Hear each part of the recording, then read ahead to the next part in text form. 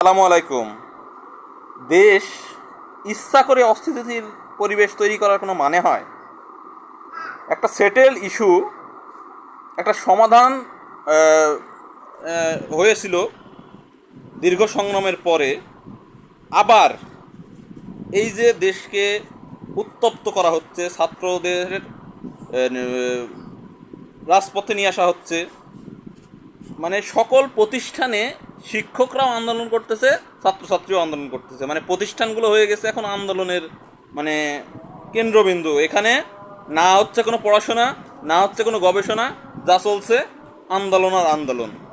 কিন্তু সবগুলো কিন্তু মানে সেটেলড ইস্যু, কিন্তু ইচ্ছা করে এইগুলা সামনে নিয়ে আসা হয়, অস্থিতিশীল পরিবেশ সৃষ্টি করা হয়, এবং দিন শেষে কিছু প্রাণ যায়, কিছু আহত হয়, কিছু গ্রেপ্তার হয়, মামলা হয়।